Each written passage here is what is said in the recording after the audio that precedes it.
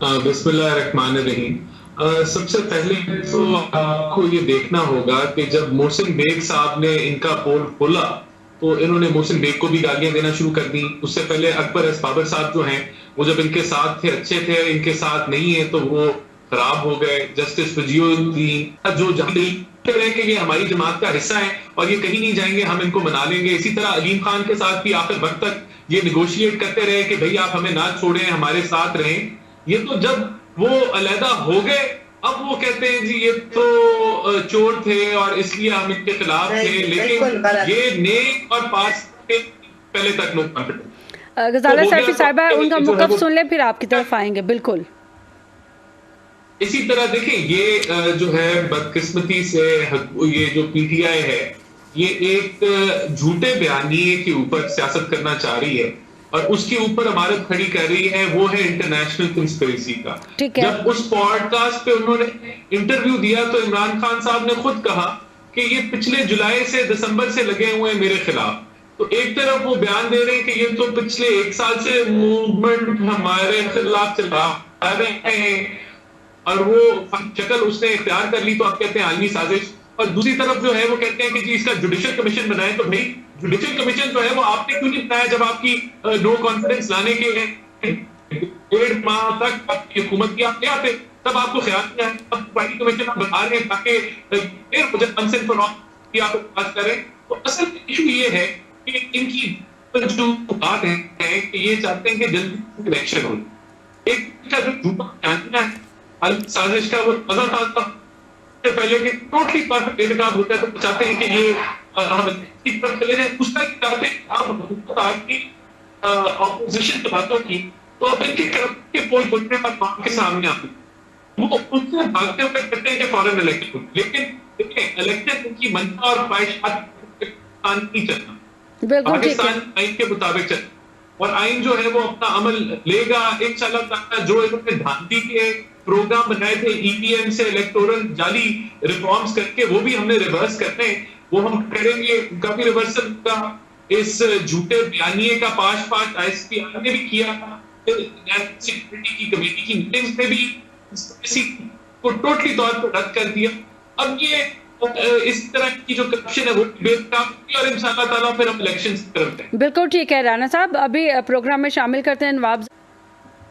देखें जो झूठ की इनकी शुरुआत भी झूठ से होता है, इनका अख्ताम भी झूठ से होता है, दरमियान में भी झूठ ही होता है।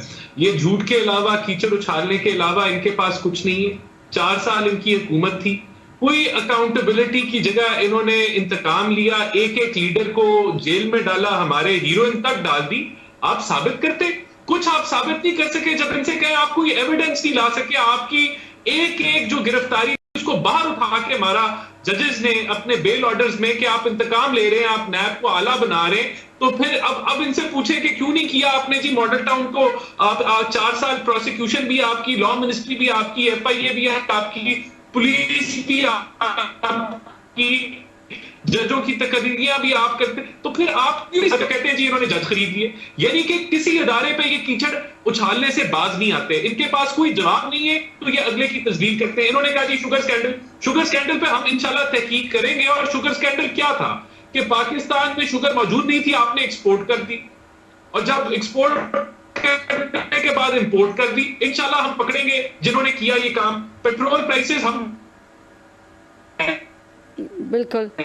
अच्छा राना साहब, आपकी आवाज जो है वो थोड़ी सी जी एक जी जी देखिए, अगस्त 2021 में 50 रुपया आप सेल टैक्स और लेवी ले रहे थे, तब हम कह रहे थे कि क्यों आपने कीमतें बढ़ाई, और ठीक कह रहे थे, इतना टैक्स क्यों ले रहे थे आप। आज तो आप जीरो सेल टैक्स ले रहे हैं, जीरो लेवी ले रहे हैं और 30 रुपए जेब से डाल रहे हैं पेट्रोल सस्ता करने के लिए। मैं कहता हूं आप 100 रुपया डाल दें, लेकिन हमारे पास क्या पैसे हैं इसको फंड करने के लिए। एक फंडामेंटल सवाल है, अगर हम कर्जे लेके सब्सिडीज देंगे तो हम दे सकते हैं, 6 महीने देके मुल्क को दिवालिया कर देंगे। जो आप करने जा रहे थे और जो आपने कर दिया दिवालिया, वो हमारा पॉइंट ऑफ व्यू नहीं है। अलीम खान की बात करते हैं, झूठ बोलते हैं। अलीम खान के ऊपर कौन सी आपने तहकीक की? नैब से मैं डाला, नैब से वो बाइज्जत बरी हुए, बाहर निकले, आपके सीनियर वजीर थे, आपने तो उनको फारिग नहीं किया।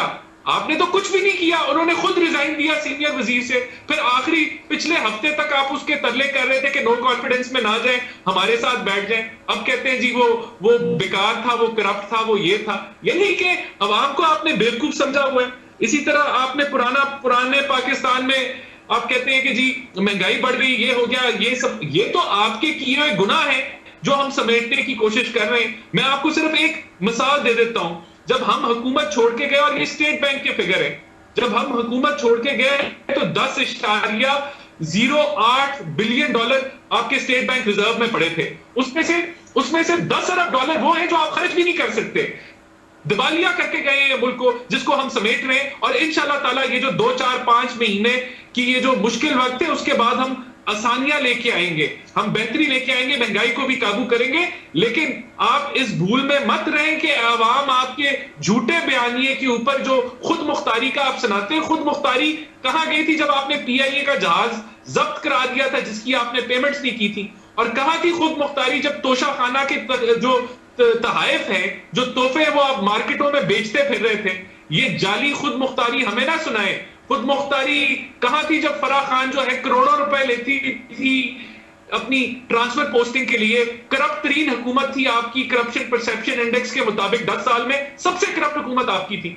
फिर आप अवाम को लेक्चर देते हैं कि हम बड़े फरिश्ते हैं, हम नेक हैं, अच्छे लोगों के न्यूट्रल जानवर होते हैं, कि आप अच्छे और बुरे में फर्क करें। ये कहां तक हम जाएं कि कितना इमरान खान की कैसी मॉरलिटी और क्या, उधर हम जाना नहीं चाहते। लेकिन जो आपने जो किया है इस मुल्क के साथ और आम आदमी की जिंदगी आपने जीवन की है, फिर अब आप ये ड्रामा